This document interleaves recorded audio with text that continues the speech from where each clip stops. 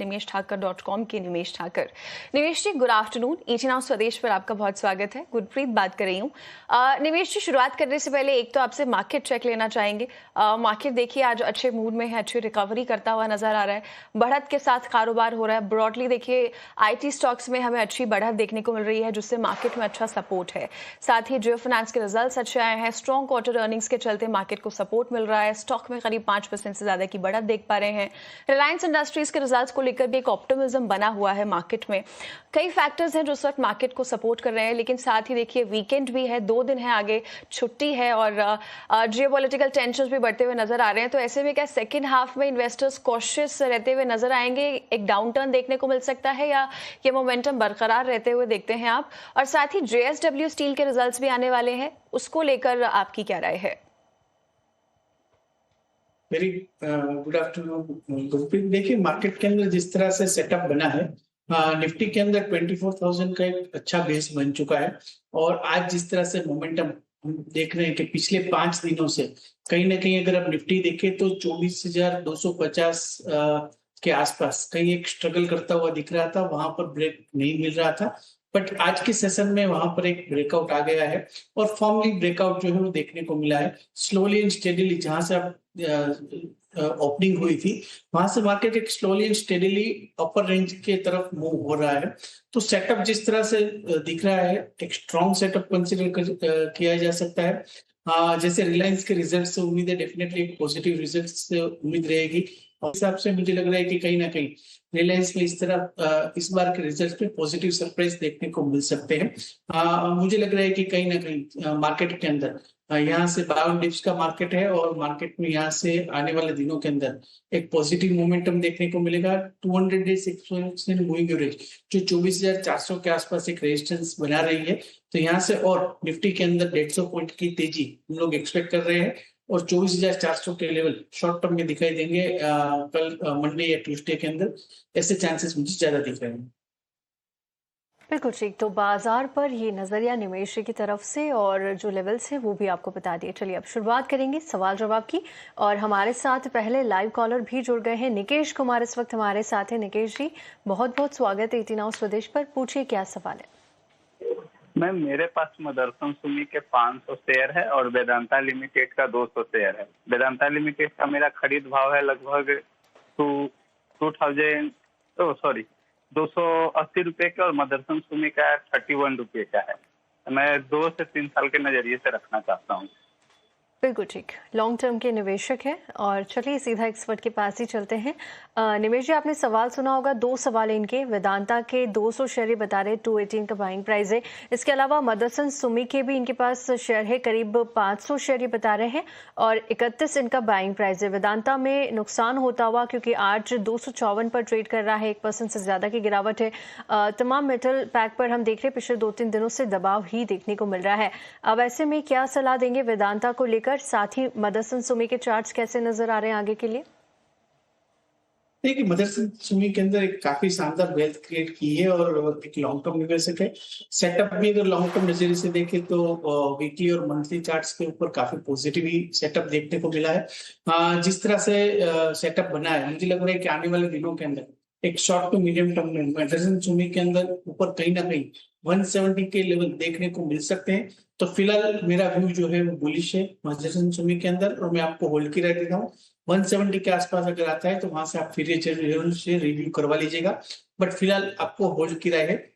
वेदांता के अंदर जिस तरह से आपका बाइंग है, थोड़ा हाई रेंज के ऊपर आपने बाइंग किया है, but all over metal space यहाँ से मुझे जो है वो बुलिश देखने को मिली है और मुझे लग रहा है कि मेटल स्पेस के अंदर यहाँ से आपको होल्ड करना चाहिए।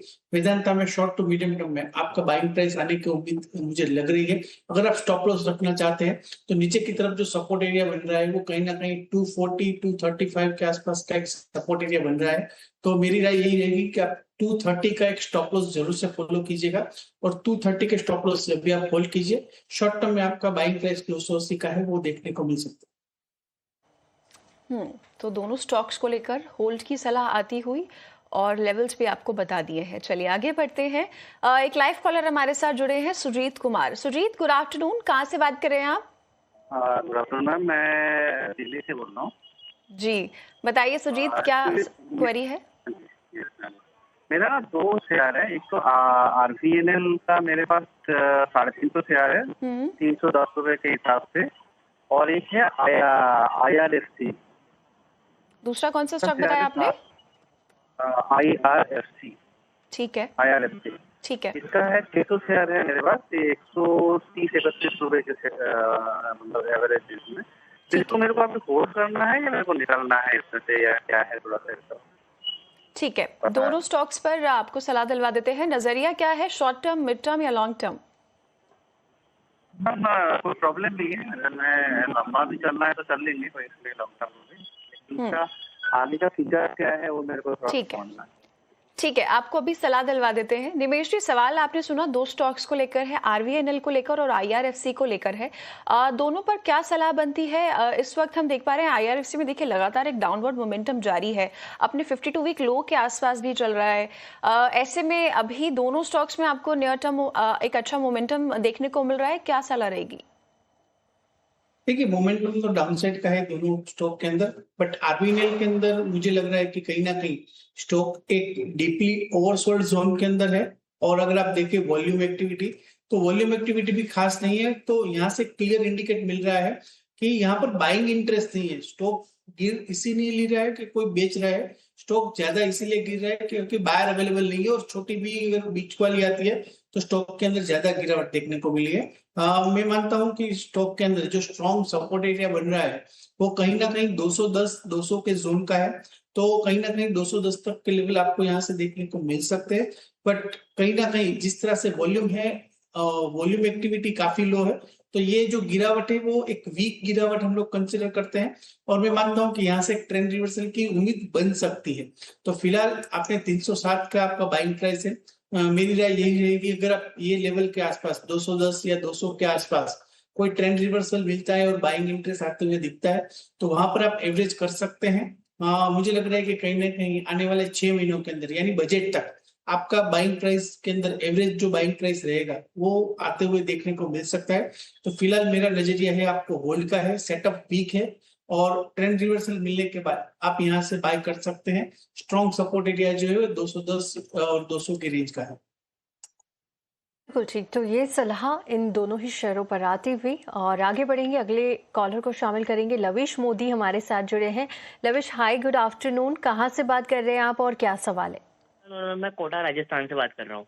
बहुत बढ़िया। किस तरह का माहौल चल रहा है फिलहाल कोटा में? अच्छा माहौल है मैम। ठीक है, पूछिए अपना सवाल। मैम मेरे पास सीएट टायर के 50 क्वांटिटी है, सीएट लिमिटेड। सियाट के शेयर है जी? क्या? सियाट के शेयर है आपके पास, 50 क्वांटिटी है और बाइंग प्राइस क्या है आपका? मैम मैम मेरा बाइंग प्राइस है 3970। बिल्कुल ठीक। लविश जी, नजरिया भी बताइए, कितने वक्त के लिए आप होल्ड करके रख सकते हैं? मैम मेरा दिवाली तक का व्यू है। बिल्कुल ठीक, ऑलराइट, ठीक है।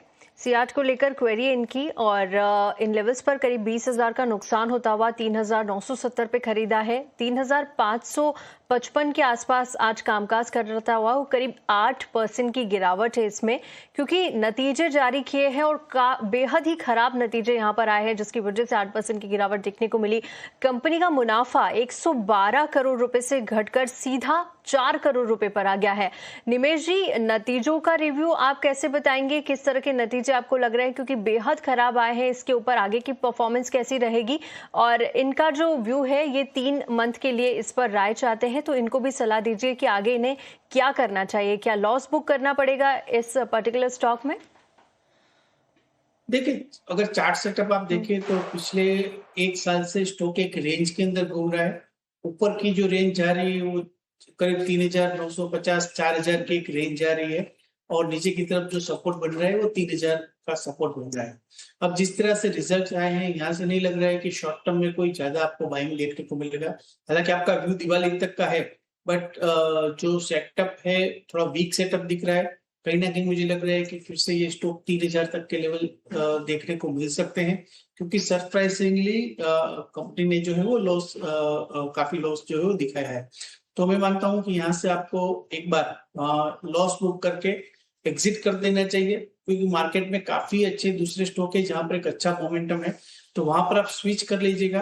क्योंकि ये वीक रिजल्ट आए हैं, तो वीक रिजल्ट के चलते हुए ये स्टॉक के अंदर शॉर्ट टर्म में कोई बड़ी तेजी आ जाएगी ऐसे चांसेस नहीं लग रहे हैं। तो मेरी राय यही है कि अभी आप ये लेवल से 3550 के आसपास एक बार एग्जिट कर दीजिए, या ऊपर कोई भी अगर राइस मिल जाए तो वहां पर एग्जिट कर दीजिएगा, और फिर से ये स्टॉक आपको 3000 तक के लेवल में मिलेगा, और वो टाइम के अंदर आप कोई दूसरे अच्छे स्टॉक के अंदर ट्रेड लेके अपना लॉस जो है वो कम कर सकते हैं।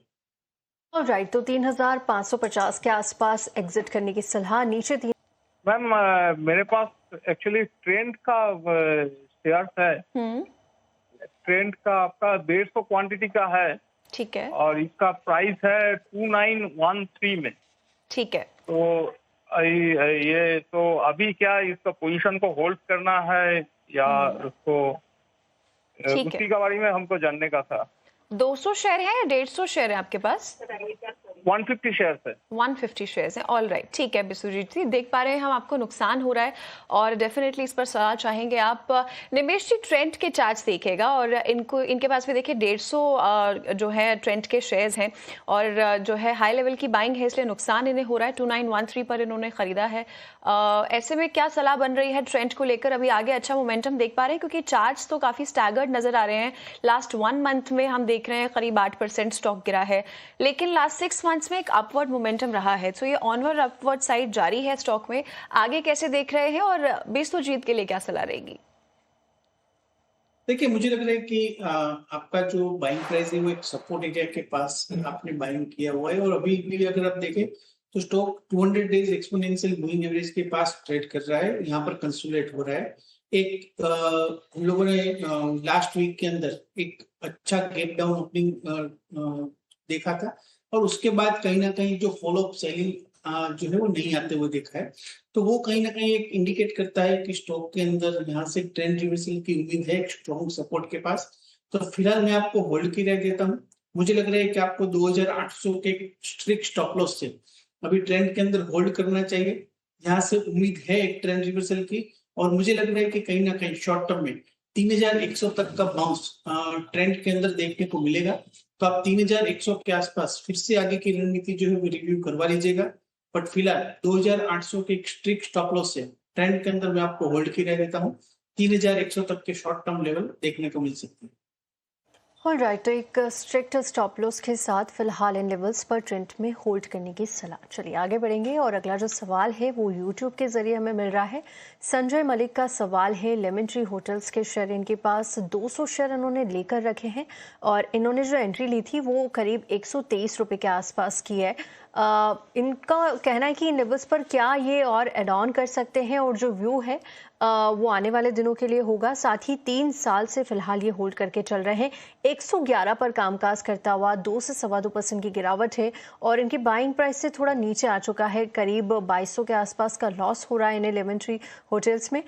ऐसे में आप क्या सलाह देंगे निमेश जी, क्या करना चाहिए? क्या आगे भी होल्ड करके रखे लेमन ट्री को? देखिए, अगर चार्ट्स पे नजर डाल रहे तो मार्च तक बढ़िया इसमें गिरावट ही देखने को मिली थी, लेकिन एक रिकवरी का अटेम्प्ट आया।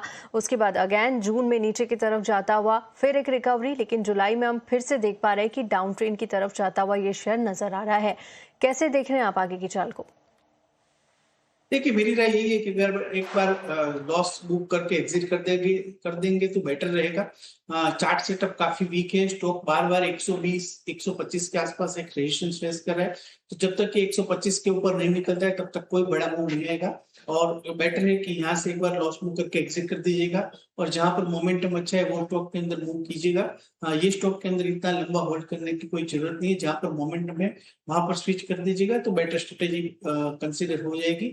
तो फिलहाल ये लेवल से मैं आपको एग्जिट की राय देता हूँ, और 125 के ऊपर फ्रेश एंट्री आप ले सकते हैं। ठीक है, तो लेमन ट्री होटल्स को लेकर ये सलाह बनती हुई निमेश जी की तरफ से।